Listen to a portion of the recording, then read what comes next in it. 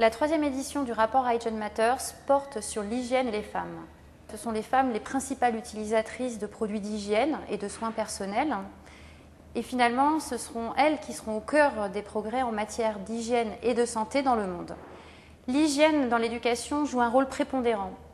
Et ce sont les femmes qui montrent l'exemple. En effet, pour 77% d'entre elles, l'hygiène est un fait majeur en matière d'éducation. Il passe avant les bonnes manières, avant la pratique des sports, avant les religions, les traditions. Et on peut dire que la première pratique en matière d'hygiène est le lavage des mains. Les enfants, d'ailleurs, se tournent d'abord vers leur mère lorsqu'ils sont en recherche d'informations.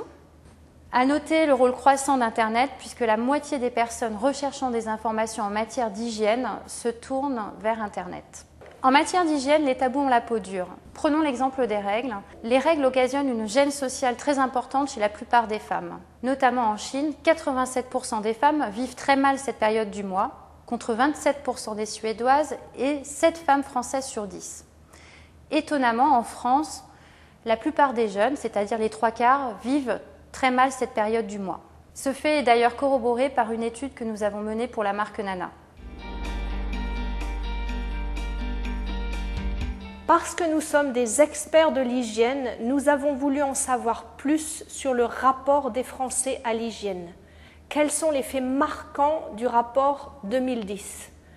Tout simplement, l'accès à l'hygiène n'est pas si simple pour un grand nombre de Français. L'argent, le mode de vie, le temps, l'information rend cet accès difficile pour un tiers d'entre eux.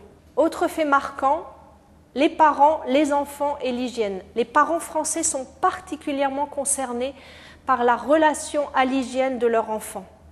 Les risques d'infection liés au manque d'hygiène ou bien tout simplement la qualité des produits utilisés. Cette préoccupation est valable pour eux également et place la France bien en avant des autres pays européens puisque ce souci concerne la moitié des parents français quand seulement un quart des Européens ont ce même souci, cette même préoccupation.